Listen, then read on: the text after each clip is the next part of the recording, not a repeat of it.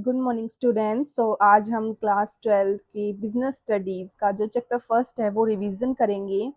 ये जो वीडियो है ये वन शॉट वीडियो है। इसमें हम सारा का सारा मतलब कंप्लीट चैप्टर हम ना रिवाइज करेंगे, जिससे आपको एग्ज़ाम टाइम में आसानी हो और आप जल्दी से क्विक रिवीजन कर सके इस वीडियो से। ठीक है, तो ये फर्स्ट चैप्टर है जो कि है nature and significance of management. Nature and significance of management. सबसे पहले यहाँ पर मैनेजमेंट की डेफिनेशन आती है।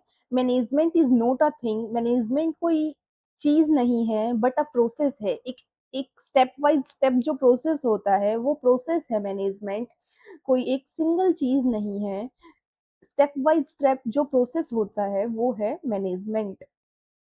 It's a way of getting things done, कि हम कैसे काम को करते हैं, यानी कि हम कैसे कैसे कोई भी चीज है उसको कैसे मैनेज करते हैं या कैसे उस प्रोसेस को स्टेप बाय स्टेप फॉलो करते हैं, कैसे चीजों को आगे प्रोसेस करते हैं। ठीक है, उसको बोलते हैं हम management. Management is not a thing but a process. It a it's a way of getting things done, यानी कि कोई भी काम करने के लिए जो भी वे हम अप्लाई करते हैं उसको बोलते हैं मैनेजमेंट। और ये प्रोसेस है जिसमें स्टेप्स फॉलो होते हैं। ठीक है, तो सबसे पहले हमारा ये ओवरव्यू रहेगा चैप्टर का कि हम क्या क्या पढ़ने वाले हैं चैप्टर में। ओके, सबसे पहले है मीनिंग ऑफ मैनेजमेंट, कि मैनेजमेंट का मीनिंग क्या है उसके सबसे पहले ये पढ़ेंगे और फिर उसके बाद कैरेक्टरिस्टिक्स पढ़ेंगे, फिर objective, importance, level of management और function of management. Coordination, coordination सबसे इम्पोर्टेंट टॉपिक है, हर एग्जाम में आता है, हमेशा सीबीएसई पूछता है कि कोऑर्डिनेशन या फिर उसके एसेंस क्या होते हैं। मैनेजमेंट और एडमिनिस्ट्रेशन में डिफरेंस, मैनेजमेंट कोऑर्डिनेशन में डिफरेंस और समरी और फिर लास्ट में कीवर्ड्स। तो हम मीनिंग से स्टार्ट करते हैं। सबसे पहले है मीनिंग ऑफ मैनेजमेंट। अभी मैंने बताया मैनेजमेंट एक सिंगल चीज नहीं है, कोई थिंग नहीं है। मैनेजमेंट एक कंप्लीट प्रोसेस है जिसमें हमें स्टेप्स फॉलो करने पड़ते हैं। इसमें 5 स्टेप्स है। सबसे पहले प्लानिंग, की कोई भी चीज हम प्लान करेंगे कि आज मुझे मार्केट जाना है, हाँ तो मैं प्लान करता हूँ। सबसे पहले हम प्लानिंग करेंगे कि हाँ मुझे मार्केट जाना है, उसके लिए प्लानिंग करेंगे। ठीक है, क्या क्या चीजें हमें खरीदनी है, या फिर ऑर्गेनाइजिंग, फिर सारी चीज़ें ऑर्गेनाइज करेंगे कि हमें क्या-क्या चीज़ें लेके जानी है मार्केट में ऐसे। ठीक है? फिर स्टाफिंग, स्टाफिंग यानी स्टाफ हायर करना। जैसे देखो सबसे पहले हम कंपनीज़ में क्या करते हैं, कंपनीज़ का एग्ज़ाम्पल लेते हैं हम। जैसे कि कोई भी कंपनी है उसमें हम सबसे पहले चीज़ें प्लान करेंगे और उसके बाद सब चीज़ें ऑर्गेनाइज़ करेंगे और उसके बाद स्टाफ को हायर करेंगे, फिर उनको डायरेक्ट करेंगे, उनको सारे के सारे रूल्स और रेगुलेशन बताएँगे हमारी कंपनी के, फिर उनको टाइम टू टाइम कंट्रोल करेंगे, जिससे हमारा मैनेजमेंट का प्रोसेस कंप्लीट होता है। सबसे पहले प्लानिंग, फिर ऑर्गेनाइजिंग, फिर स्टाफिंग, फिर डायरेक्टिंग और फिर कंट्रोलिंग। ये ये 5 जो है ये सारे के सारे प्रोसेस हैं और इसको लाइन वाइज याद करना है। ये नहीं कि पहले ऑर्गेनाइजिंग लिख रहे हैं फिर स्टाफिंग फिर बीच में प्लानिंग आ रहा है, ऐसा कुछ भी नहीं है। ऐसा बिल्कुल भी नहीं करना है और सारे के सारे मार्क्स इससे कट हो सकते हैं। ठीक है, प्रोसेस और जो स्टेप्स होते हैं हमें वो लाइन वाइज लिखने पड़ते हैं, ना कि बीच बीच में से कुछ भी लिख दें हम एग्जाम में। ठीक है, गलत इंप्रेशन पड़ता है इससे एग्जामिनर के जब हमारी कॉपी चेक करेगा। ओके, तो सबसे पहले है प्लानिंग, फिर है ऑर्गेनाइजिंग, फिर स्टाफिंग, फिर डायरेक्टिंग और फिर कंट्रोलिंग। ओके, मैनेजमेंट का एक जो प्रोसेस है उसमें है प्लानिंग, ऑर्गेनाइजिंग, स्टाफिंग, डायरेक्टिंग और कंट्रोलिंग। ठीक है, ये उसके बाद है the resources of the organization. जो रिसोर्सेज होते हैं, रिसोर्सेज मतलब लैंड और लेबर हो गया, ये रिसोर्सेज है हमारे, है ना। और उसके बाद या फिर हमारा जो स्टाफ है वो भी रिसोर्सेज ही है। जो पीपल होते हैं वो हमारे लिए रिसोर्सेज का काम करते हैं। वो कुछ भी हमारे ऑर्गेनाइजेशन में या हमारी कंपनी में कुछ चीज़ लेके आते हैं, जैसे वो काम करते हैं हमारी कंपनी में, वो हमारे लिए इम्पोर्टेंट रिसोर्सेज है। उनकी वजह से ही हमें प्रॉफिट होता है या फिर आगे हमारी कंपनी ग्रो कर पाती है। ओके, उसके बाद है जो हमारे रिसोर्सेज होते हैं जैसे लैंड, लेबर, मशीनरी, ये सारे रिसोर्सेज हैं, इनको हम एफिशिएंटली और इफेक्टिवली, यानी एफिशिएंटली यानी सही से यूज करेंगे और इफेक्टिवली जहां जिसका यूज होगा वहीं यूज करेंगे, बिल्कुल भी वेस्टेज नहीं करेंगे रिसोर्सेज की। ठीक है। अचीव ऑर्गेनाइजेशन गोल। ऑर्गेनाइजेशन गोल यानी कि किसी भी ऑर्गेनाइजेशन का कुछ भी गोल हो सकता है, किसी भी कंपनी का, ऑर्गेनाइजेशन मतलब कंपनी समझ लीजिए आप, उसका कोई भी गोल हो सकता है। जैसे कि किसी ऑर्गेनाइजेशन का गोल है प्रॉफिट मेकिंग, किसी का है सेल्स ज्यादा करनी है हमें, किसी का है कि हमें प्रोडक्शन ज्यादा करना है। ठीक है। तो ये इतनी इजी सी डेफिनेशन है हमारे पास कि मैनेजमेंट एक ऐसा प्रोसेस है जिसमें, ऐसा प्रोसेस जिसमें प्लानिंग होता है, ऑर्गेनाइजिंग, स्टाफिंग, डायरेक्टिंग और कंट्रोलिंग, ये 5 स्टेप्स आते हैं जिसमें। और जो रिसोर्सेज हैं उनको कैसे यूज करना इफेक्टिवली और एफिशिएंटली। ठीक है। जिससे हम जो ऑर्गेनाइजेशन है हमारा उसके गोल्स अचीव कर पाए। इतनी सी डेफिनेशन। ओके। इसके की पॉइंट्स देखते हैं। सबसे पहले मैनेजमेंट के की पॉइंट्स है कि प्रोसेस है, थिंग नहीं है, प्रोसेस है। इसमें इन्वॉल्व होते हैं, यानी पीपल इन्वॉल्व होंगे तभी तो हम मैनेज कर पाएंगे। मैनेजमेंट किसका? रिसोर्सेज का, यानी कि सब चीजों का मैनेजमेंट होता है। पीपल का, या फिर कोई भी हमारे स्टाफ है उसका मैनेज, उसको मैनेज करना, या फिर हमारे प्रोडक्शन है उनको मैनेज करना, सेल्स को मैनेज करना, सारी चीजों को मैनेज करना। ठीक है। प्रोसेस है जिसमें इन्वॉल्व होते हैं पीपल, जिसके हम एम करते हैं कि हम अपना गोल अचीव कर पाए। ठीक है। और उसके बाद एफिशिएंटली और इफेक्टिवली हम अपना गोल अचीव कर पाए। उसके बाद है ट्रिक टू रिमेम्बर। देखो अभी मैंने बताया था पी, यहाँ प्लानिंग का पी ले लेंगे, p for planning, o for organizing, s for staffing, d for directing और कंट्रोलिंग, सी फॉर कंट्रोलिंग। तो बिल्कुल स्टेप वाइज याद रखना है, POSDC ऐसे याद रखना है। Planning, organizing, staffing, directing, controlling. ठीक है। अभी देखो इसका सबसे अच्छा ट्रिक है जिससे हम इसको रिमेम्बर कर सकते हैं। वैसे भी याद तो हो ही गया होगा, 5 ही तो चीजें हैं, है ना। पर फिर भी एग्जाम के टाइम पे हम कंफ्यूज हो जाते हैं, हमें जो इजी चीजें होती है ना वो भी समझ में नहीं आती है बिल्कुल भी। हम कोई क्वेश्चन करना चाहते हैं पर ना हो नहीं पाता वो क्वेश्चन, क्योंकि हम सोचते हैं कि हाँ ये याद था याद था याद, तो पर फिर उसके बाद भूल जाते हैं। एग्जाम के टाइम सब कुछ मिक्सअप हो जाता है। Please organize staff during class, कितना इजी है देखो, ये याद रखना, बस यही लाइन याद रखनी है। प्लीज का पी ले लेंगे, इससे हो जाएगा प्लानिंग, फिर ऑर्गेनाइजिंग, फिर स्टाफिंग, फिर डायरेक्टिंग, फिर कंट्रोलिंग, बस हो गया। ठीक है। Please organize staff during class, इसको याद रखने से अच्छा है, या फिर ये भी याद रख सकते हैं, planning, organizing, staffing, directing, controlling. ठीक है। इतना इजी था। उसके बाद हम देखेंगे कैरेक्टरिस्टिक्स ऑफ मैनेजमेंट। कैरेक्टरिस्टिक्स मतलब फीचर्स भी होते हैं। ठीक है। फीचर्स क्या क्या होते हैं मैनेजमेंट की? फीचर्स यानी अच्छी चीजें या फिर बुरी भी चीजें हो सकती हैं, फीचर्स में सब कुछ इंक्लूड होता है। ठीक है। फीचर्स क्या होते हैं मैनेजमेंट के? सबसे पहले गोल ओरिएंटेड। जो हमारा मैनेजमेंट का प्रोसेस होता है वो गोल ओरिएंटेड होता है, यानी उसमें कुछ लास्ट में कुछ गोल होता है जो हम फिक्स करके रखते हैं। जैसे कि हमें सेल्स इंक्रीज करनी है, ये गोल है हमारा, तो ये गोल ओरिएंटेड है, यानी कि हमारा एम है कि हम जो सेल्स है उनको इंक्रीज करेंगे। एवरी एक्टिविटी, कुछ भी काम हम मैनेजमेंट में करते हैं ना उसका सिर्फ एक ही मकसद होता है, क्या होता है कि हमें सिर्फ और सिर्फ अपना गोल अचीव करना है। और गोल सबसे पहले हमें डिटरमाइन कर लेते हैं, सबसे पहले गोल हम सोच लेते हैं कि हमारा ये गोल है। हमारा ये देखो, ये सिंबल बना है ना इसमें, बिल्कुल देखो ये जो तीर जा रही है, बिल्कुल बिल्कुल ये एरो इसमें जा रही है अंदर, जिससे मतलब गोल अचीव हो रहा है इसमें।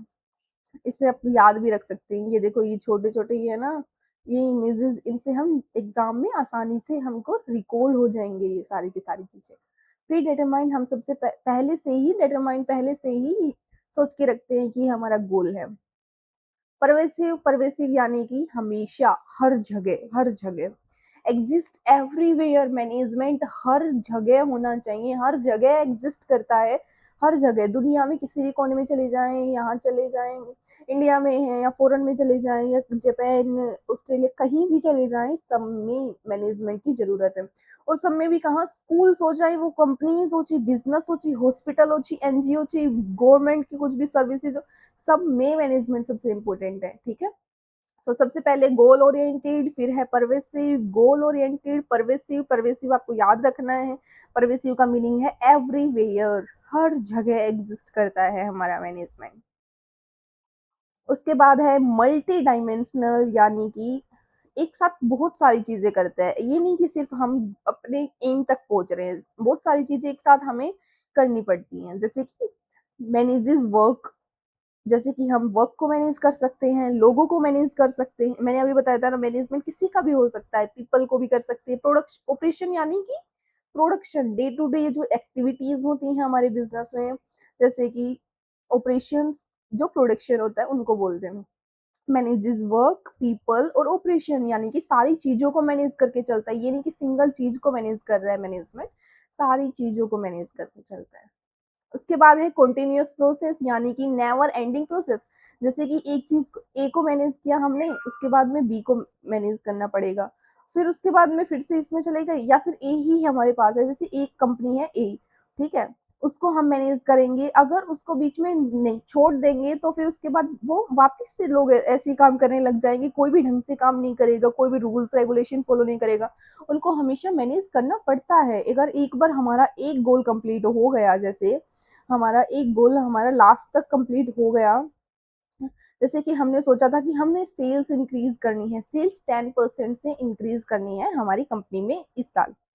अगर हमने ये सोचा और उसके बाद में हमने अचीव भी कर लिया, पर उसके बाद भी हमारा खत्म नहीं होता हमारा मैनेजमेंट प्रोसेस, उसके बाद फिर से स्टार्ट हो जाता है, नेवर एंडिंग प्रोसेस होता है, यानी कि हमेशा चलता रहता है, कंटिन्यूअस बेसिस पे चलता रहता है हमारा मैनेजमेंट प्रोसेस। ठीक है, उसके बाद है ग्रुप एक्टिविटी। एक सिंगल पर्सन को क्या मैनेज करेंगे आप, ये बताओ, कुछ कर सकते हैं? नहीं, कांट बी डन अलोन। एक अकेले इंसान नहीं कर सकता इस मैनेजमेंट प्रोसेस को, इसके लिए हमें टीम वर्क की जरूरत होती है, यानी कि काफी लोग चाहिए हमें इसके लिए। ठीक है, तो एक ग्रुप एक्टिविटी है, सिंगल एक्टिविटी नहीं है कि हम अकेले कर लेंगे, कि हाँ भाई हमें टीम की जरूरत होगी इसमें। ठीक है, चलो फिर से रिवाइज करते हैं। गोल ओरिएंटेड, यानी कि गोल को अचीव करना, इसका एम ही होता है गोल को अचीव करना, जो पहले से डिटरमाइन है। प्रोवेसिव, यानी कि हर जगह होता है मैनेजमेंट। मल्टी डायमेंशन, यानी कि एक साथ काफी चीजें ऑर्गेनाइज करनी पड़ती है, यानी कि मैनेज करनी पड़ती है। Manage work, people, operation. उसके बाद एक कॉन्टिन्यूस प्रोसेस, यानी कि लगातार नेवर एंडिंग प्रोसेस, जो हमें कॉन्टिन्यूसली करना पड़ता है। फिर है ग्रुप एक्टिविटी, यानी कि जिसमें अकेले नहीं कर सकते हम ये मैनेजमेंट प्रोसेस, हम टीम, हमारी जो टीम होगी उसके साथ ही हम टीम वर्क करके ये मैनेजमेंट प्रोसेस कर सकते हैं। और उसके बाद है डायनामिक फंक्शन, यानी कि चेंजेस, एनवायरनमेंट के साथ चेंजेस होता रहता है हमारा ये फंक्शन। ठीक है, जैसे कि देखो कोविड आया था, उसमें सब हमारा चेंजेस हो गया था ना, हमारा मैनेजमेंट है वो प्रोसेस है वो चेंज हो गया था। कैसे? क्योंकि तब हमें अलग से लोगों को मैनेज करना, देखो वैसे हम नॉर्मली कंपनी में लोगों को फिजिकली ऐसे मैनेज करते हैं कि हाँ भाई तुम ये काम कर सकते हो, तुम ये काम करोगे, ऐसे हम और सारी चीज़ों पर निगरानी रखते हैं फिजिकल। बट उसके बाद सब कुछ ऑनलाइन हो गया था, सारी चीज़ें डिजिटल हो गई थी, तो हमें भी चेंज होना पड़ा एनवायरनमेंट के अकॉर्डिंग। ठीक है, तो एनवायरनमेंट के अकॉर्डिंग चीज़ें चेंजेस होती रहती है। कभी बूम पीरियड आता है, यानी कि ज़्यादा ज़्यादा मार्केट ग्रोथ कर रहा है, तो हमें अलग से मैनेजमेंट करना होगा, और अगर मार्केट डाउन जा रहा है तो अलग तरीके से मैनेजमेंट करना होगा। ठीक है, सिचुएशन के अकॉर्डिंग चेंज होता रहता है हमारा फंक्शन। इनटेंजिबल, ये ऐसा फंक्शन है, देखो मैनेज मैनेज कर रहे हैं, हाँ भाई हम इस चीज को मैनेज कर रहे हैं, उसको बोलते हैं इनटेंजिबल, जिनको हम टच नहीं कर सकते, सीन नहीं कर सकते, बस फील कर सकते हैं। तब हम मैनेजमेंट प्रोसेस को करते हैं तो वो इनटेंजिबल ही होता है, उसको सिर्फ फील कर सकते हैं कि हाँ भाई मैनेजमेंट प्रोसेस चल रहा है। ठीक है, देखो दो चीजें होती हैं, टेंजिबल और इनटेंजिबल। देखो हम बताते हैं, एक टेंजिबल,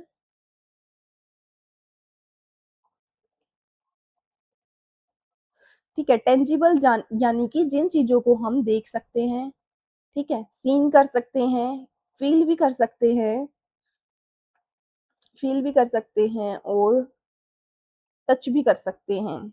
जैसे कि चेयर, ठीक है, चेयर चेयर को हम सीन कर सकते हैं, देख सकते हैं, फील कर सकते हैं, टच कर सकते हैं, ये चेयर होगी।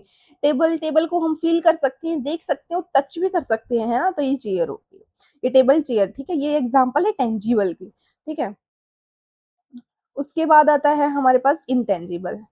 इंटेंजिबल जिनको हम देख नहीं सकते और ना ही हम टच कर सकते, जिसको हम सिर्फ और सिर्फ एक चीज कर सकते हैं, वो है फील। ठीक है, देखो जैसे कि अभी बताती हूँ, देखो जैसे कि हमारे पास है बैंकिंग।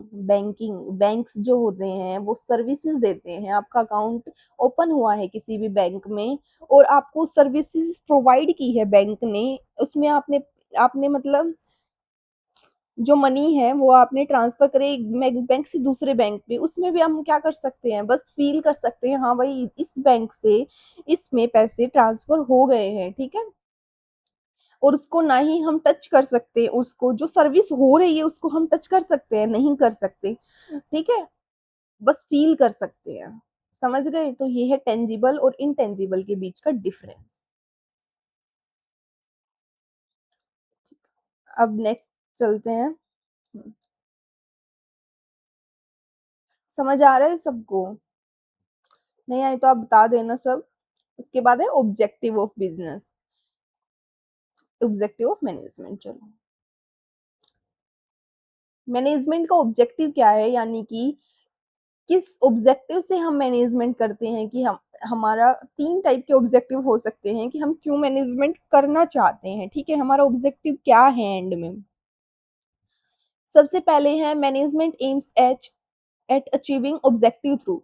मैनेजमेंट अपना मतलब जो एम है वो अचीव करना चाहता है किसके थ्रू। सबसे पहले ऑर्गेनाइजेशन ऑब्जेक्टिव हो सकता है हमारा, ऑर्गेनाइजेशन से रिलेटेड कि हमें सेल्स इंक्रीज करनी है, प्रोडक्शन या प्रॉफिट इंक्रीज करना है। दूसरा हमारा सोसाइटी से रिलेटेड ऑब्जेक्ट हो सकता है कि हमें सोसाइटी को प्रोग्रेस करना है, जो अनएम्प्लॉयमेंट है उसको खत्म करना है, या फिर हमें कुछ और सोसाइटी के लिए करना है, अंडर प्रिविलेज्ड चिल्ड्रंस के लिए कुछ करना है।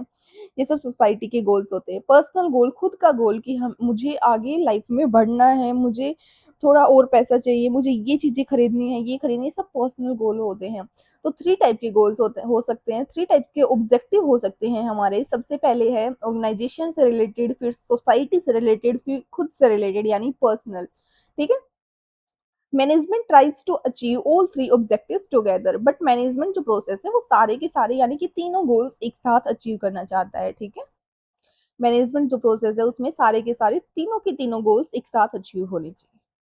सबसे पहले है ऑर्गेनाइजेशन, और ये पढ़ रहे हैं हम, ठीक है। ऑर्गेनाइजेशनल ऑब्जेक्टिव सबसे पहले है सर्वाइवल एबिलिटी टू रिमेन। हमारे ऑर्गेनाइजेशन का, हमारे बिजनेस का क्या ऑब्जेक्टिव होना चाहिए। सबसे पहले हमारे बिजनेस का ऑब्जेक्टिव है कि हमें बहुत ज्यादा टाइम तक, लॉन्ग टाइम तक सरवाइव करना है, हमें लॉन्ग टाइम तक टिके रहना है इस मार्केट में। मार्केट में बहुत सारे अप्स एंड डाउन्स आते हैं, है ना। तो हमारा सबसे पहले ऑब्जेक्टिव है ऑर्गेनाइजेशन से रिलेटेड, बिजनेस से रिलेटेड, कि हमें मार्केट में टिका रहना है, सरवाइव करना है, बस कैसे भी कैसे, और वो भी काफी ज्यादा टाइम तक, ठीक है, ना कि शॉर्ट टर्म तक।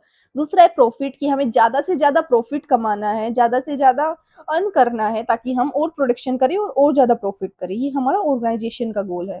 रिवॉर्ड फॉर रिस्क टेकिंग, कोई भी हम रिस्क लेते हैं, जितना ज्यादा रिस्क लेंगे उतना ज्यादा प्रॉफिट होगा, जितना कम रिस्क लेंगे उतना कम हमें प्रॉफिट होगा, ठीक है।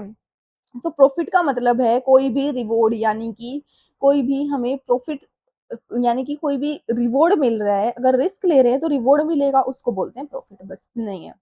Source of manager efficiency and growth, यानी कि जो जो मैनेजरियल एफिशिएंसी, यानी कि जो वर्कर्स वगैरह या फिर सब काम करते हैं, ज्यादा एफिशिएंट तरीके से काम करते हैं, और जो ग्रोथ होती है, उन दोनों को मिला के प्रॉफिट बन जाता है, ठीक है। मैनेजर कैसे काम करता है, मैनेजमेंट हमारा कैसे, मैनेजरियल मतलब मैनेजमेंट, मैनेजमेंट यानी कि हमारे वर्कर्स एम्प्लॉयज ये सब कैसे काम करते हैं, और हमारी ग्रोथ कैसे हो रही है, उसको सीधा अफेक्ट करता है प्रॉफिट। जितना अच्छा होगा उतनी ज्यादा प्रॉफिट होगा, ठीक है। देखो पैसे का सिंबल बनना है यहाँ पे। उसके बाद है ग्रोथ। दो ऑब्जेक्टिव पढ़ लिए, सर्वाइवल ज्यादा टाइम तक टिके रहना है, और एग्जाम ज्यादा टाइम तक हमें सर्वाइव करना है मार्केट में, बहुत ज्यादा टाइम तक, जिससे हम आगे प्रॉफिट बना पाए ज्यादा। फिर उसके बाद प्रॉफिट हमें चाहिए, और उसके बाद ग्रोथ चाहिए, यानी कि एक्सपेंशन। जैसे कि हमारे पास पहले एक बिजनेस था या एक फ्रेंचाइज थी, उसके बाद हमने एक्सपेंड करके दूसरी और बना ली, ठीक है, इसको बोलते हैं expansion of business. New products लेके आना, पहले हम सिर्फ शैम्पू बनाते थे, अब हम फेस वॉश भी बनाने लगे हैं, तो इसको कहते हैं growth. Adoption of new technologies, पहले हम लेबर से ज्यादा काम करवाते थे, अब मशीनरी आ गई, नई टेक्नोलॉजीज आ गई, और न्यू मार्केट को एक्सप्लोर करना, ठीक है। हमारे ऑर्गेनाइजेशन का सिर्फ यही ऑब्जेक्टिव हो सकते हैं, सबसे पहले ज़्यादा टाइम तक रहना मार्केट में, फिर प्रॉफिट ज़्यादा कमाना और ग्रो करना हमारे बिजनेस को। Profit is essential for growth and both ensure survival. हाँ, देखो प्रॉफिट है ना, मेन कारण होता है सर्वाइवल का। सर्वाइवल यानी ज्यादा प्रॉफिट होगा तो हम ज्यादा टाइम तक रहेंगे मार्केट में, और अगर प्रॉफिट ज्यादा होगा तो ग्रोथ भी होगी हमारी। ठीक है, बस यही था इसमें।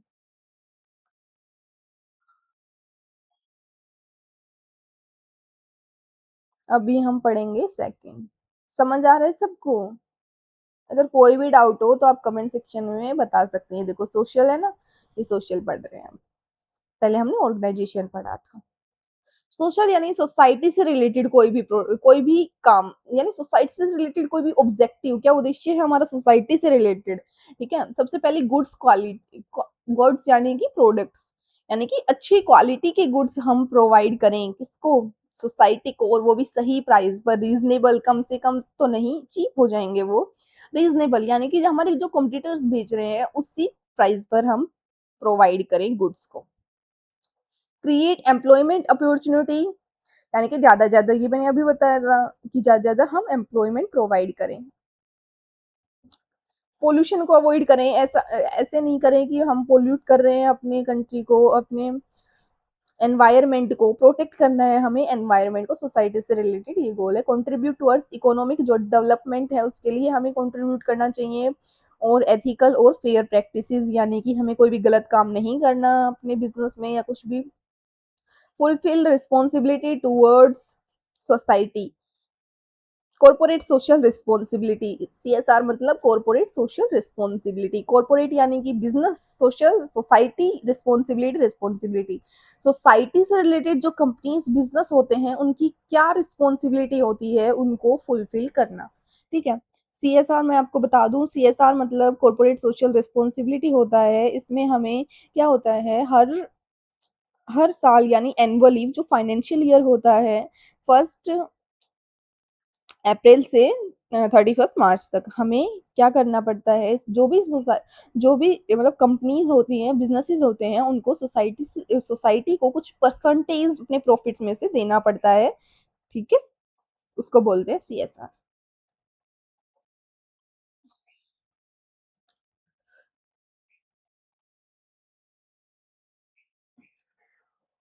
नेक्स्ट है हमारे पास पर्सनल ऑब्जेक्टिव। उसके बाद हम 1 सेकंड में क्विक रिवीजन भी करेंगे, बिल्कुल बिल्कुल मिनी रिवीजन, ये सारे का सारा कंप्लीट होने के बाद। देखो कहाँ,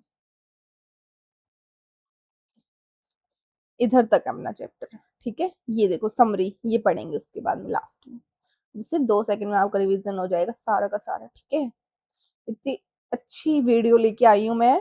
आप सब लोग चैनल को सब्सक्राइब कर दीजिए, और अगर आपको किसी भी चैप्टर की ना वीडियो चाहिए ना, सेम टू सेम ऐसे ही हैंड रिटन कलरफुल डूडल्स में, तो आप मुझे कमेंट में बताइए, तो मैं आपको वही चैप्टर की वीडियो लेके आऊंगी, चाहे 11th हो चाहे 12 हो, कोई भी हो, अकाउंटिंग, बिजनेस, इकोनॉमिक्स, कुछ भी हो, मैं आपको तब सारे के सारे चैप्टर्स ऐसे एक्सप्लेन करूंगी। ठीक है, एग्जाम के टाइम में ना इसकी इंपॉर्टेंस काफी पता चलेगी आपको। अभी तो सब लोग पढ़ लेते हैं, उसके बाद रिवीजन नहीं हो पाता, पेज जैसे पलटते रहते हैं कि हाँ भाई हाँ भाई, ये भी हो गया ये भी हो गया, फिर उसके बाद एग्जाम में बैठते समझ में नहीं आता। तो इसलिए ये वीडियो काफी अच्छी है, ये नोट्स भी काफी अच्छे हैं। ठीक है, आप साथ साथ में अपने नोट्स बना सकते हैं सेम टू सेम।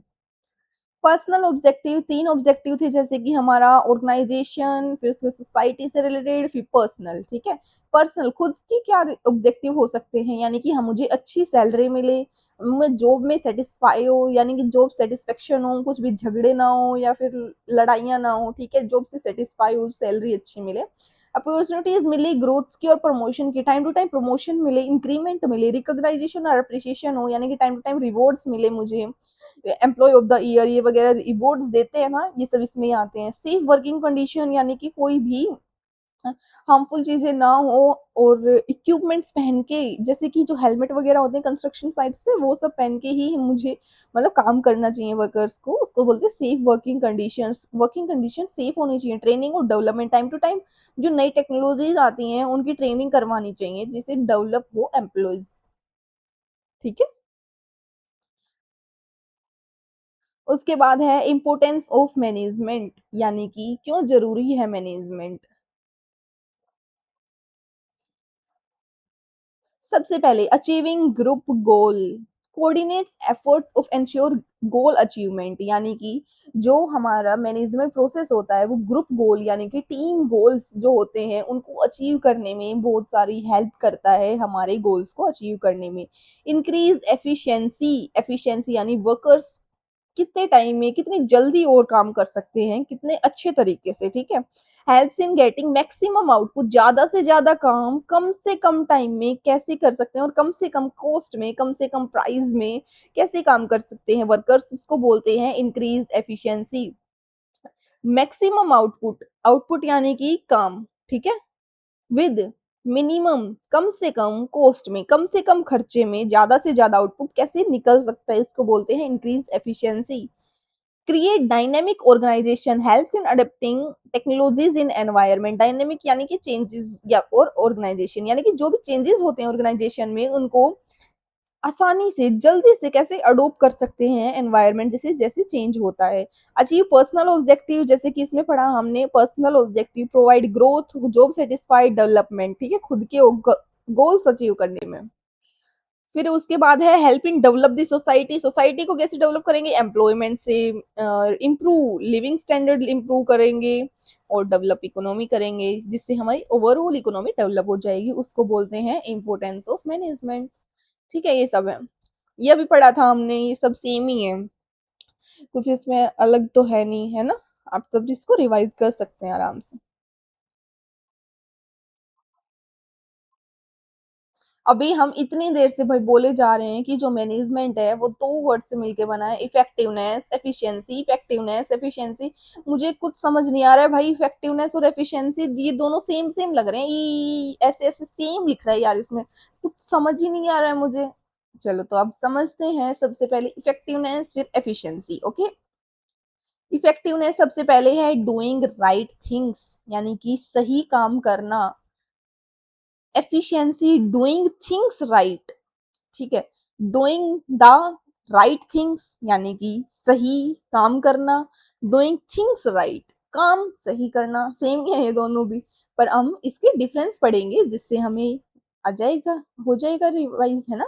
सबसे पहले फोकस ऑन गोल, हमारा गोल क्या है, हमारा एंड गोल क्या है, सेल्स हमें इंक्रीज करनी है, उसको बोलते हैं इफेक्टिवनेस। सिर्फ फोकस करता है लास्ट के गोल पर, फोकस ऑन मेथड, हम किस मेथड का यूज कर रहे हैं गोल तक पहुंचने के लिए, उसको बोलते हैं एफिशिएंसी, किस मेथड का यूज कर रहे हैं, ठीक है, कितने टाइम में कर रहे हैं, उसको बोलते हैं एफिशिएंसी। ठीक है, देखो फोकस ऑन गोल, गोल पे फोकस करता है लास्ट एंड गोल पर, उसको बोलते हैं इफेक्टिवनेस, और किस मेथड पर फोकस कर रहे हैं उसको बोलते हैं एफिशिएंसी। ठीक है, व्हाट टू डू क्या करना है उसको बोलते हैं इफेक्टिवनेस, और हाउ टू डू कैसे करना है उसको बोलते हैं एफिशिएंसी। व्हाट टू डू हमें क्या क्या करना है अपने गोल को अचीव करने के लिए, हमें ये करना पड़ेगा, हमें ये करना पड़ेगा, ठीक है, हमें सेल्स को इंक्रीज करने के लिए ज्यादा ज्यादा प्रोडक्शन करना पड़ेगा, ज्यादा ज्यादा प्रॉफिट कमाएंगे जिससे ज्यादा सेल होगी, ठीक है, ऐसे करना पड़ेगा, रॉ मटेरियल ज्यादा परचेज करना पड़ेगा, ठीक है, ये सब है what to do. How to do कैसे करना पड़ेगा कि एम्प्लॉयज को ज्यादा ज्यादा हम वेजेस देंगे, ज्यादा टाइम देंगे, और उनको कुछ टाइम ओवर टाइम करना पड़ेगा जिससे हम कर पाएंगे, ठीक है, काम। उसके बाद है अचीविंग डिजायर्ड रिजल्ट्स, यानी कि लास्ट में जो एंड एम है हमारा, एंड रिजल्ट है, उसको कैसे अचीव करें। Using resources best possible way, यानी कि रिसोर्सेज को बिना वेस्ट किए हम कैसे कैसे अच्छे से अच्छे अपने काम कर सकते हैं, समझ गए, ये सब इसमें। कंसर्न विद आउटपुट, जो लास्ट में आउटपुट होगा, जो ऑब्जेक्टिव होगा कि हमें लास्ट में हम मैच करेंगे, जो हमारा प्लानिंग है उसको कंट्रोलिंग से लास्ट में हम कंट्रोलिंग में मैच करेंगे, जो प्लानिंग है उसमें जो रियल आउटपुट आया उन दोनों को मैच करेंगे तो हमारा वो सेम होना चाहिए, उस पर फोकस करता है इफेक्टिवनेस। और ये इनपुट पर, इनपुट यानी कि अभी क्या चल रहा है बीच बीच में लास्ट गोल तक, आउटपुट लास्ट गोल, बीच में क्या चल रहा है उस लास्ट गोल तक पहुंचने पहुंचने तक क्या क्या चल रहा है बीच में, उसको बोलते हैं एफिशिएंसी। एंड लास्ट पर फोकस करता है, मींस यानी कि बीच में जो भी चीजें आती हैं उन पर फोकस करता है। Both are important for success of an organization, अभी मैंने बताया था जो मैनेजमेंट होता है, जो मैनेजमेंट हमारा प्रोसेस होता है उसमें ये दो चीजें आती हैं, इफेक्टिवनेस और एफिशिएंसी, ये दोनों ही काफी इंपॉर्टेंट है हमारे ऑर्गेनाइजेशन को की गोल्स को अचीव करने के लिए। ठीक है। उसके बाद है हमारे पास लेवल ऑफ मैनेजमेंट, यानी कि कौन कौन से लेवल होते हैं मैनेजमेंट के। हमने अभी पढ़ा था एक सिंगल पर्सन मैनेज नहीं कर सकता, ये टीम एक्टिविटी है, हमें काफी लोग चाहिए, काफी टीम चाहिए जिससे हम चीजें मैनेज कर पाए। ठीक है। सबसे पहले है टॉप लेवल मैनेजमेंट, फिर उसके बाद है मिडल लेवल, फिर सुपरविजरी लेवल। ठीक है। टॉप लेवल यानी कि स्ट्रेटेजिक लेवल, टॉप लेवल यानी स्ट्रेटेजिक लेवल, जो सब कुछ स्ट्रेटजीज बनाते हैं, सब चीज बनाते हैं और इनको ऑर्डर देते हैं और इनको भी। ठीक है। उनको बोलते हैं टॉप लेवल, जो सबसे ऊपर होते हैं। मिडल लेवल यानी कि इसमें मैनेजर्स आते हैं ज्यादा, इसमें सीईओ सीएफओ वगैरह ये सब आते हैं, और इसमें वर्कर्स एम्प्लॉइज आते हैं। टेक्निकल लेवल भी बोलते हैं इसको, और इसको ऑपरेशनल लेवल भी, यानी प्रोडक्शन वगैरह जो कुछ भी ऑपरेशन डे टू डे होते हैं वो सब। अथॉरिटी फ्लोज डाउनवर्ड, देखो अथॉरिटी यानी कि कितनी पावर है कुछ भी डिसीजंस लेने की। सबसे पहले वो फ्लो होती है डाउनवर्ड, जैसे कि सबसे ज्यादा, देखो अभी देखते हैं।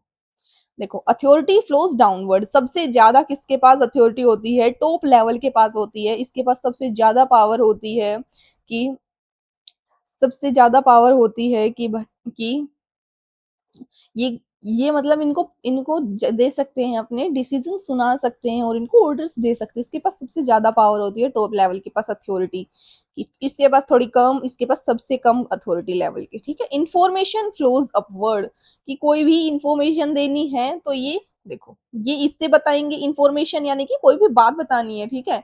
ये इससे बताएंगे, जो सुपरवाइजरी हैं ये इनसे बताएंगे, कोई भी प्रॉब्लम या कोई भी इश्यूज है ये इनसे टॉप लेवल को बताएंगे। ठीक है।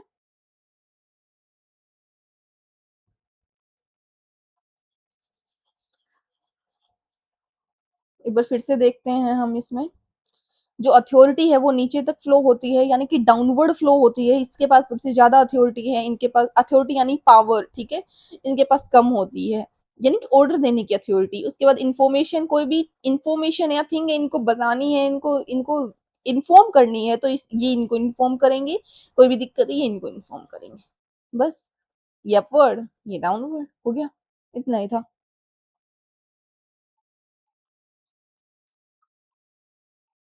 अब एक एक करके सारे के सारे लेवल पढ़ेंगे, फिर फंक्शन आएगा इनका, ये जो अभी हमने सोच पढ़े थे ना, प्लानिंग वगैरह वगैरह, बस फिर ये खत्म है चैप्टर। ओके।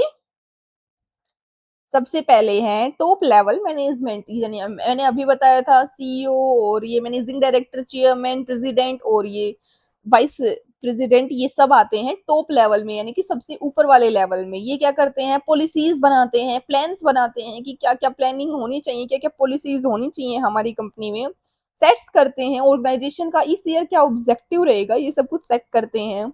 और सॉरी, ये काफी, ये लॉन्ग टर्म की प्लानिंग करते हैं, थोड़े टाइम के लिए प्लानिंग नहीं करते, काफी ज्यादा टाइम के लिए की प्लानिंग करते हैं, ज्यादा लंबे टाइम तक सरवाइव करना चाहते हैं हमारे बिजनेस में, और इसीलिए इसी के अकॉर्डिंग ये लॉन्ग टर्म के लिए प्लानिंग करते हैं। चेंजेस मेजर डिसीजन, मतलब टेक्स मेजर डिसीजन, कोई भी ज्यादा जरूरी डिसीजन होता है वो यही लेते हैं, टॉप लेवल के ही जो हमारे पास लोग होते हैं ये लेते हैं। ठीक है। कोऑर्डिनेट्स एवरीथिंग, यानी कि सब चीजों को मिला जुला कर चलते हैं, यानी कि सब लोगों को और सारी चीजें पर निगरानी रखते हैं। ठीक है। टॉप लेवल का काम है। उसके बाद है मिडल लेवल, मिडल लेवल में क्या क्या आते हैं, डिपार्टमेंट मैनेजर, जैसे कि सबसे पहले तो हमारे पास मैनेजिंग डायरेक्टर आता है, उसके बाद डिपार्टमेंट्स होते हैं काफी, प्रोडक्शन डिपार्टमेंट, सेल्स डिपार्टमेंट या फिर फाइनेंस डिपार्टमेंट। ठीक है। डिपार्टमेंट का जो, हर डिपार्टमेंट का जो कोई भी मैनेजर होता है उसको बोलते हैं मिडल। ब्रांच मैनेजर की ए ब्रांच, बी ब्रांच, सी ब्रांच, और प्रोडक्शन मैनेजर, सेल्स मैनेजर, कुछ भी लिख सकते हैं, फाइनेंस मैनेजर, सारे इसमें ही आते हैं मिडल में। ये क्या करते हैं, ये तो प्लान्स बनाते हैं, ये क्या करते हैं, उन प्लान्स को इम्प्लीमेंट करते हैं। ठीक है। जो टॉप लेवल बनाते हैं उसको मोटिवेट और गाइड करते हैं, किनको, इनको, इनको करेंगे मोटिवेट और गाइड, इनको जो एम्प्लॉइज हैं। ठीक है। सुपरविजरी वाले जो हैं ये वर्कर्स है, एम्प्लॉइज है, इनको कोऑर्डिनेट्स बिटवीन, यानी कि बनाकर रखते हैं, कोऑर्डिनेट्स यानी कि हार्मनी बनाकर रखते हैं टॉप लेवल में और वर्कर्स में, यानी कि इसमें लोअर लेवल में, इसको लोअर लेवल भी बोलते हैं। Solves problems and take tactical decision, यानी कि इंपॉर्टेंट डिसीजंस लेते हैं कोई भी, कोई भी प्रॉब्लम्स हो जाती है उसको सोल्व करते हैं और डिसीजंस लेते हैं, ठीक है। उसके बाद है लोअर लेवल या supervisory level. Example supervisor, supervisor वही होते हैं जो सारे वर्कर्स को देखते हैं कि ये सही से काम कर रहे हैं या नहीं कर रहे हैं, ठीक है। फोरमैन, सेक्शन ऑफिसर और शिफ्ट इंचार्ज, यानी कि इस शिफ्ट का इंचार्ज ये, इस शिफ्ट का इंचार्ज ये, सारे के सारे इसमें आते हैं, वो वर्कर्स वगैरह। Direct and supervise workers, workers को सुपरवाइज करते हैं और उनको डायरेक्शंस देते हैं कि तुम्हें ये काम इतने टाइम तक करना है, अब करना है, अब तुम्हें ये काम करना। इंश्योर क्वालिटी, क्वालिटी देखते हैं प्रोडक्ट्स की, और क्वांटिटी, कैसे वर्क चल रहा है हमारे ऑर्गेनाइजेशन में डे टू डे, क्वालिटी से तो कोई कॉम्प्रोमाइज नहीं हो रहा है, ये सब कुछ देखते हैं। उसके बाद डिसिप्लिन मेंटेन रखते हैं कि कुछ भी खराब डिसीजन ना हो रहा हो हमारे ऑर्गेनाइजेशन में। उसके बाद कम्युनिकेट करते हैं प्रॉब्लम्स, अगर कोई भी प्रॉब्लम आ रही है, जैसे कि हमने पढ़ा ऐसे इंफॉर्मेशन का फ्लो वर्ड जाता है, तो कोई भी प्रॉब्लम आ रही है उसको बताते हैं इनसे और टॉप लेवल से, ठीक है। अब फंक्शन है, हमने फंक्शन पढ़े थे POSDC, इससे हमने याद रखी थी इस ट्रिक से, है ना। P मतलब प्लानिंग, O मतलब organizing, S for staffing, D for directing, C for controlling. सबसे पहले है प्लानिंग हमारे पास। प्लानिंग यानी कोई भी चीजें प्लान करना, सबसे पहला ही स्टेप होता है। कुछ भी काम करते हैं आज तक, बिना प्लानिंग के कोई भी काम करेंगे ना, तो लास्ट में एंड रिजल्ट बिल्कुल खराब आएगा, बिल्कुल मैच नहीं करेगा हमारी एक्सपेक्टेशन से। So planning is must, so important is planning. Deciding in advance, पहले से ही डिसाइड करके रखना कि हमें क्या करना है, कब करना है, कैसे करना है और किसके द्वारा करना है, कि हमें कब, what to do, when to do, how to do, by whom to do, ठीक है। ये सब है प्लानिंग, प्लानिंग का पार्ट। उसके बाद ऑर्गेनाइजिंग, कि भाई प्लान तो कर लिया, इसके लिए क्या क्या चीजें चाहिए, क्या क्या चीजें अरेंज करनी है, अरेंजिंग, अरेंज करना, एलोकेट करना रिसोर्सेज को, यानी कि एक जगह एलोकेट करना और अरेंज करना और असाइन करना किसी को भी किसका वर्क क्या है। स्टाफिंग, रिक्रूट करना, यानी कि स्टाफ हायर करना, उनको सिलेक्ट करना, कोई भी प्रोसेस हो सकता है सिलेक्शन का, ठीक है, उसके द्वारा सिलेक्ट करना। ट्रेनिंग करना, उनको ट्रेनिंग देना time to time new technologies की, उनको ओवरऑल डेवलप करना और उनको प्रमोशंस देना राइट पीपल को, जो सही पीपल है उनको। डी फॉर डायरेक्टिंग, यानी कि उनको टाइम टू टाइम गाइड करना, मोटिवेट करना और लीड करना, कि तुम्हें ये काम करना है, ये काम करना, उनको बार बार कम्युनिकेशन करना, उसको बोलते हैं डायरेक्टिंग। कंट्रोलिंग, सेटिंग स्टैंडर्ड्स की, measuring performance and correction deviation. देखो कंट्रोलिंग का मतलब होता है कि सबसे पहले हम प्लानिंग में क्या सेट करते हैं स्टैंडर्ड्स, कि हमें भाई 10% तक की सेल्स इंक्रीज करनी है, ठीक है। ये हमने स्टैंडर्ड सेट किया प्लानिंग में। फिर कंट्रोलिंग आया हमारे पास, हम यहाँ तक पहुंचते पहुंचते यहाँ आ गए। फिर उसके बाद हमने देखा यार 5% की हुई है सेल, तो अब क्या कर सकते हैं। अब बीच में जो डेविएशन आया है ना, कि 5% की क्यों आई, और बाद बीच में जो गैप आया है ना, मतलब 5% का डेविएशन बोलते हैं, डेविएशन है डिफरेंस, उसको कैसे हम सही करें, 5% की सेल हम कैसे सही करें, उसको बोलते हैं कंट्रोलिंग, ठीक है। बस इतना ही था और कुछ नहीं है इसमें। मेजर करना हमारी जो प्लान्ड परफॉर्मेंस थी ना, उसको एक्चुअल परफॉर्मेंस से मेजर करना और उनको जो डिफरेंसेस होते हैं ना, उनको करेक्ट करना, बस ये था इसमें। सबसे है प्लानिंग, सबसे पहले प्लानिंग, प्लानिंग यानी कि पहले से ही सोचना कि हमें व्हाट टू डू, कब करना है, क्या करना है, कब करना है, कैसे और हु कौन करेगा, ठीक है। What to do, when to do, how to do, who will do, ठीक है। ये सब है। टाइप्स ऑफ प्लान, प्लान बहुत सारे टाइप्स के हो सकते हैं। लॉन्ग टर्म प्लान यानी कि बहुत लंबे समय तक जो प्लान होता है उसको बोलते हैं लॉन्ग टर्म प्लान, यानी कि हमें जैसे कि कोई भी न्यू ब्रांच खोलनी है, ठीक है, वो भी 5 ईयर में, तो उसको बोलते हैं लॉन्ग टर्म प्लान। जो 5 ईयर से ज्यादा तक के हमारे प्लान्स होते हैं ना, जो इतनी टाइम में होंगे, उसको बोलते हैं लॉन्ग टर्म। जो 1 ईयर तक के होते हैं उसको short term. Single use plan यानी कि बस एक बार यूज करना है इस प्लान को, फिर इसका कोई काम नहीं है, उसको सिंगल यूज। और स्टैंडिंग यूज और स्टैंडिंग प्लान यानी कि एक बार में ही, यानी कि जो प्लान रहेगा हमारा हमेशा हमेशा के लिए, ठीक है, सेम प्लान यूज कर सकते हैं। ये सब है प्लानिंग। ऑर्गेनाइजिंग में है अरेंज करना चीजों को, और जो रिसोर्सेज हैं उनको सही से यूज करना, स्ट्रक्चर यूज करना। ऑर्गेनाइजिंग में है डिवाइड कर देना सब सबको, तुम्हारा ये काम है, तुम्हारा ये काम, तुम्हारा ये काम, ठीक है। ग्रुप करना एक्टिविटीज को, तुम इस टीम में हो, तुम इस टीम में हो, तुम इस टीम में हो, ये सब ग्रुपिंग है। असाइनमेंट अथॉरिटी की तुम्हारे पास थोड़ी सी पावर है, तुम्हारे पास थोड़ी कम पावर है, तुम अगर अगर कुछ भी दिक्कत हो तो तुम्हारे पास पावर है, तुम डिसीजंस ले सकते हो। एलोकेशन ऑफ रिसोर्सेज, रिसोर्सेज को एलोकेट करना, अरेंजिंग करना, बाहर से कुछ भी रॉ मटेरियल वगैरह कोई भी रिसोर्सेज आ रहे हैं उन सबको अरेंज करना।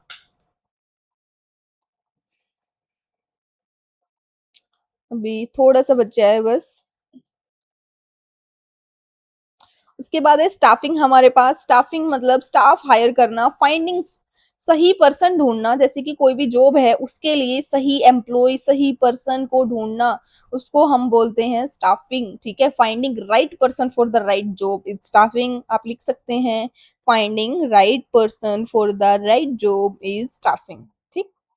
प्रोसेस सबसे पहले रिक्रूटमेंट, सबसे पहले हम जो जॉब्स होते हैं उनको निकालते हैं कि भाई ये रिक्रूटमेंट ये निकली है, इसको तुम अप्लाई कर सकते हो। फिर सिलेक्शन करते हैं उनका कुछ भी टेस्ट वगैरह, इंटरव्यू वगैरह से, फिर ट्रेनिंग, उनको ट्रेन करते हैं और उनको डेवलप करते हैं ताकि तुम ये काम कर पाओ। फिर उसको प्लेस करते हैं किसी भी काम पर, फिर उनको बार बार प्रमोट करते हैं टाइम टू टाइम। डायरेक्टिंग यानी कि गाइड करना, मोटिवेट करना पीपल को। अब स्टाफिंग स्टाफ तो हायर हो गया, अब उनको time to time direct direct करेंगे तभी तो वो अच्छे से काम कर पाएंगे। लीडरशिप, लीडरशिप यानी कि लीडर की तरह काम करना ताकि जो हमारा स्टाफ है वो टाइम टू टाइम मोटिवेट हो पाए। कम्युनिकेशन, प्रॉपर कम्युनिकेशन रखना जिससे कोई भी गैप्स ना आए कम्युनिकेशन में, और जो एम्प्लॉयज है वो सही से काम करे। उनको टाइम टू टाइम मोटिवेट करना कुछ भी चीजों से, जैसे कि रिवॉर्ड्स देके या फिर प्रमोशन देके या फिर कुछ और कैश कैश इंसेंटिव मतलब देके, कुछ भी करके उनको मोटिवेट करते रहना। सुपरवाइजन यानी कि उन पर निगरानी रखना, गाइडेंस, उनको टाइम टू टाइम गाइड करना किसी भी काम के लिए।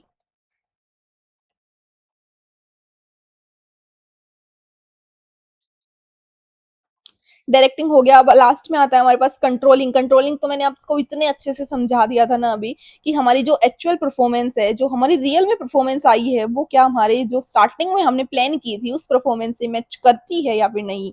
सबसे पहले सेटिंग स्टैंडर्ड्स की, हमें कौन सी परफॉर्मेंस चाहिए, यानी कि हमें क्या चाहिए। ठीक है, प्लान करना। उसके बाद मेजर करना परफॉर्मेंस को कि कितनी परफॉर्मेंस आई है। जैसे कि हमें चाहिए थी 10% सेल्स, मेजर करना, हमारे पास आई 5% सेल। कंपेयर करेंगे दोनों को, आई 5%, कंपेयर करेंगे तो भाई कम आई है हमारे पास सेल्स। फाइंडिंग डेविएशन, डेविएशन यानी कि 10 से 5 आई है, यानी कि 5 का डेविएशन है हमारे पास। और उसके बाद सही से एक्शंस लेना, टेक करेक्टिव मेजर्स, कि हम अब क्या कर सकते हैं इस परफॉर्मेंस को सुधारने के लिए। हाँ भाई, कल अगली नेक्स्ट ईयर हम थोड़ी और ज्यादा सेल्स कर लेंगे। हम एम्प्लॉइज जो हमारे हैं वो सही से काम नहीं कर पा रहे क्योंकि उनकी सैलरी कम है, तो उनको इंक्रीज कर देंगे। तो सही से एक्शंस लेना, कंट्रोलिंग। ठीक है। अभी थोड़ी देर, आपके 5 मिनट का, 2 मिनट, 2 मिनट का ब्रेक है अभी। उसके बाद ये थोड़ा सा बाकी बच्चा ये करेंगे।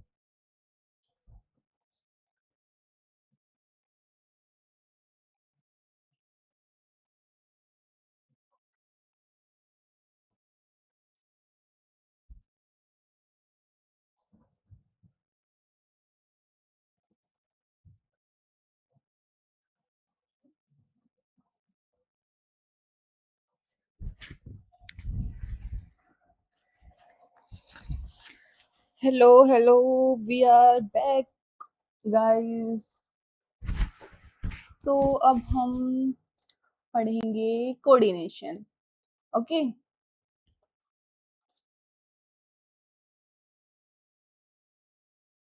Let's start.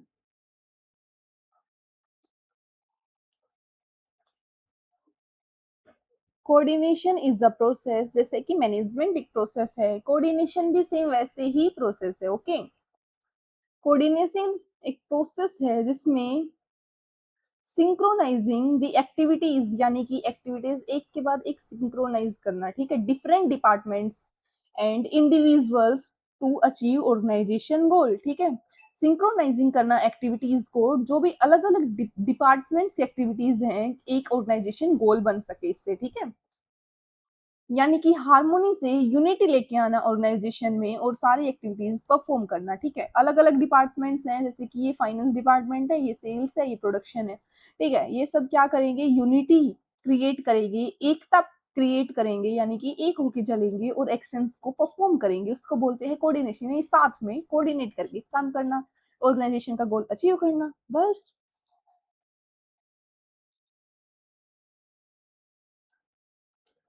फिर है फीचर्स ऑफ कोऑर्डिनेशन, यानी कि जो कोऑर्डिनेशन है उसके फीचर्स क्या क्या हैं. सबसे पहले इंटीग्रेट ग्रुप एफर्ट्स, यानी कि ग्रुप एफर्ट्स को मिला के चलना, लोग टीम वर्क करना, एक साथ ग्रुप को लेके चलना. ठीक है, कॉन्टिन्यूस प्रोसेस, लगातार प्रोसेस है, जैसे मैनेजमेंट है, बार बार करना पड़ता है ये प्रोसेस हमें स्टार्टिंग से. ठीक है, अगर नेवर एंडिंग प्रोसेस, यानी कि एक बार खत्म हो गया फिर से हमें स्टार्ट करना पड़ेगा. एंश्योर यूनिटी ऑफ एक्शंस, यानी कि एकता, एक साथ एक्शंस, एक साथ काम करना इंश्योर करता है. ठीक है, रिस्पॉन्सिबिलिटी ऑफ एवरी मैनेजर, सब मैनेजर की रिस्पॉन्सिबिलिटी और ड्यूटी है कि जो वर्कर्स हैं वो कोऑर्डिनेट होकर काम करें, जो डिपार्टमेंट्स हैं वो एक साथ काम करें, यूनिटी से काम करें, यानी कि बिना लड़ाई झगड़े के हार्मोनी से काम करें. ओके, डेलिब्रेट फंक्शंस, यानी कि अलग अलग फंक्शंस हैं सबके सब, जैसे कि कोई भी सारे के सारे जो हमारे डिपार्टमेंट्स हैं सबके अलग अलग फंक्शंस है, डेलिब्रेट. ठीक है, उनको डिवाइड करना. एसेंशियल फॉर गोल अचीवमेंट, जो हमारा सिंगल गोल है, लास्ट में जो सिंगल एम है उसको अचीव करना, उसके लिए कैसे जरूरी है कोऑर्डिनेशन, उसके लिए बहुत ज्यादा जरूरी है. एसेंशियल यानी कि इम्पोर्टेंट है गोल अचीव करने के लिए कोऑर्डिनेशन. ठीक है, अगर कोऑर्डिनेशन ही नहीं होगा, यानी कि आप खुद ही सोचो, लड़ाई झगड़े होते रहेंगे हमारी कंपनी में और कोई भी किसी की बात नहीं मानेगा, कोई भी किसी के साथ काम नहीं करना चाहेगा और हर वक्त झगड़ता रहेगा, तो क्या होगा, हम गोल अचीव कर पाएंगे, नहीं कर पाएंगे, है ना. तो यही बताना चाह रहा है, कोऑर्डिनेशन होना चाहिए. इंपॉर्टेंस ऑफ कोऑर्डिनेशन क्यों जरूरी है, देखो अभी मैं बता रही थी आपको क्यों जरूरी है कोऑर्डिनेशन हमारे ऑर्गेनाइजेशन, जिससे लड़ाई झगड़े और जो कुछ भी, जैसे कि डुप्लीकेशन, यानी कि एक जो देखो एक दूसरे से बात नहीं कर रहे वर्कर्स, है ना, तो एक ही काम दो बार हो जाता है, उसको बोलते हैं डुप्लीकेशन. सिंगल पर्सन को एक काम सौंपा गया था पर दूसरा पर्सन बात नहीं करता तो वो भी वही काम सेम कर देता है, तो डुप्लीकेशन आ जाता है, जिससे रिसोर्सेज भी वेस्ट होते हैं हमारे. ठीक है, कॉन्फ्लिक्ट्स, लड़ाई झगड़े और डुप्लीकेशन को अवॉइड करने के लिए इंपॉर्टेंट है कोऑर्डिनेशन. यूनिटी, यानी कि एकता इंश्योर करने के लिए, यानी कि सब मिलके काम करें, जरूरी है कोऑर्डिनेशन. कम्युनिकेशन इंप्रूव करने के लिए जरूरी है कोऑर्डिनेशन. और लीड्स टू एफिशिएंसी, एफिशिएंट सब वर्क करे और सही से काम करे, उसके लिए भी जरूरी है कोऑर्डिनेशन. और अपने गोल्स तक पहुंचने के लिए कोऑर्डिनेशन जरूरी है. और स्टेबिलिटी, यानी कि अनस्टेबल ना हो हमारा ऑर्गेनाइजेशन, कब क्या चल रहा है कुछ पता ही ना हो, उसके लिए जरूरी है कोऑर्डिनेशन की स्टेबिलिटी बनी रहे. ठीक है, उसके बाद है coordination is the essence of management, सबसे जरूरी एसेंस, यानी कि बिल्कुल पार्ट है एक मैनेजमेंट का कोऑर्डिनेशन. क्या क्यों है, ठीक है, किस लिए है, क्योंकि प्लानिंग में कोऑर्डिनेशन चाहिए हमें, ऑर्गेनाइजिंग में चाहिए कोऑर्डिनेशन, स्टाफिंग में भी कोऑर्डिनेशन चाहिए.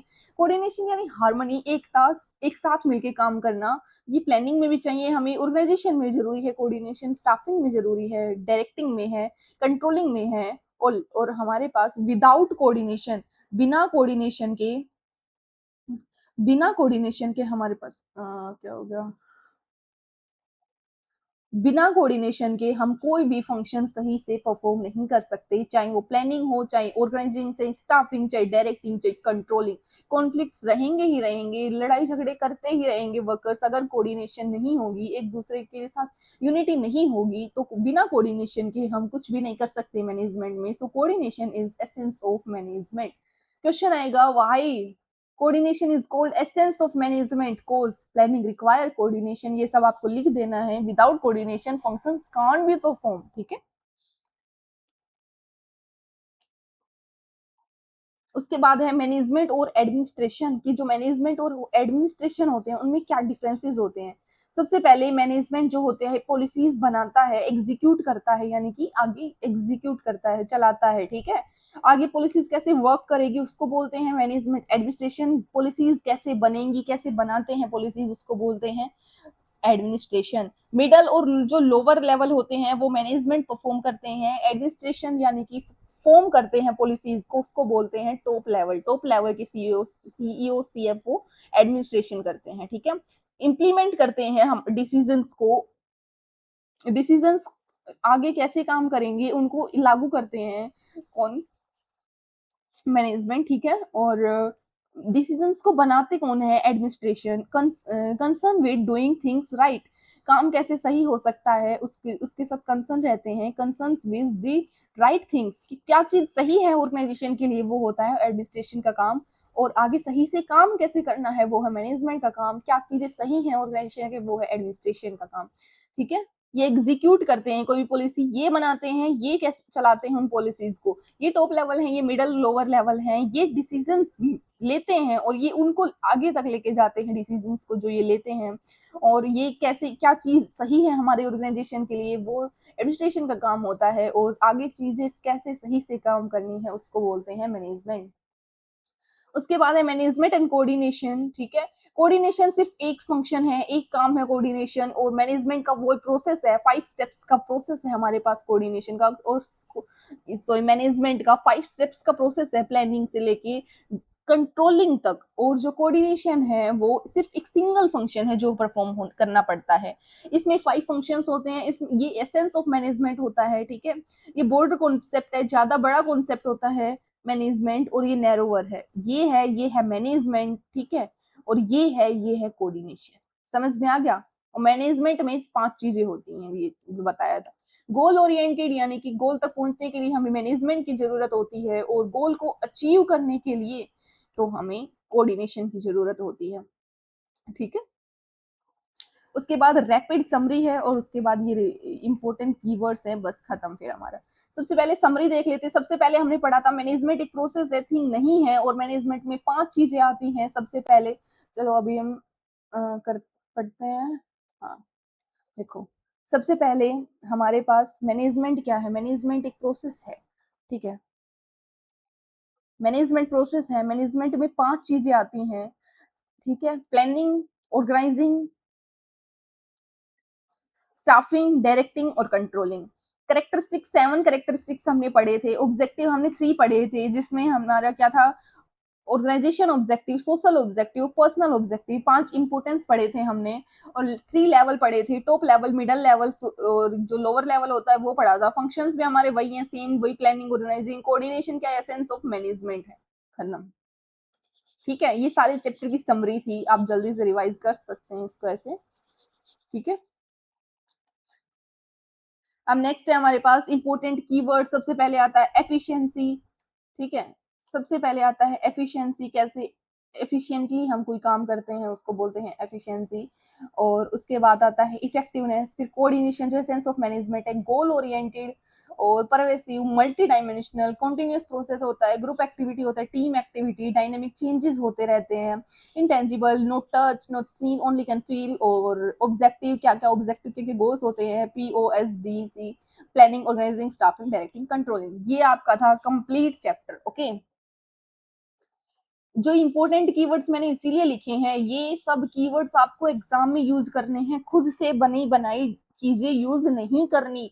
खुद से कुछ भी अंट संट लिखोगे मार्क्स नहीं मिलेंगे, बिल्कुल भी नहीं मिलेंगे आपको। सही से मैं आपको एक वीडियो और बना के दूंगी जिसमें सही से एग्जाम कैसे अटेम्प्ट करना है, कैसे अंडरलाइन करना है, कैसे फ्लो चार्ट्स वगैरह बनाने हैं, कैसे इंपॉर्टेंट डेफिनेशन बनानी है, ठीक है। ये सब कुछ कैसे करना है ये सब भी मैं आपको बताऊंगी, ये ठीक है, एग्जाम स्टार्ट होने से पहले। इंपॉर्टेंट कीवर्ड्स मैंने तभी बना के दिए हैं, इन इंपॉर्टेंट कीवर्ड्स को आप बीच बीच में यूज करेंगे तो आपको काफी अच्छे मार्क्स मिलेंगे और एग्जामिनर पर काफी अच्छा इंप्रेशन पड़ेगा, ठीक है। मैं आपको कुछ ठीक है? मैंने आपको सब कुछ बता दिया इस चैप्टर में, कुछ भी नहीं बचा है, ठीक है? कंप्लीट हो चुका है ये, कंप्लीट, ठीक है? मैंने स्टार्टिंग से आपको पढ़ाया नेचर से लेके nature of significance of management, ये हमारा इतना सा चैप्टर था, ठीक है? उसके बाद मैंने ये सब कुछ बताया, मीनिंग हमारा हो गया है, अभी हम देखते हैं इसको। मीनिंग हमारा हो गया है, कैरेक्टरिस्टिक्स हो गए हैं, कैरेक्टरिस्टिक फीचर्स जो थे, ऑब्जेक्टिव थे हमारे, 3 मेन ऑब्जेक्टिव थे, इंपॉर्टेंस थी, लेवल थे हमारे, टॉप लेवल में और मिडल लेवल और लोअर लेवल, फंक्शंस थे, फंक्शन पीओएसडीसी, और कोऑर्डिनेशन एसेंस कैसे है, इन दोनों में डिफरेंस, कोऑर्डिनेशन और इसमें डिफरेंस, समरी पूरे चैप्टर की और इंपॉर्टेंट कीवर्ड्स, ये हमारा था कंप्लीट चैप्टर, ठीक है?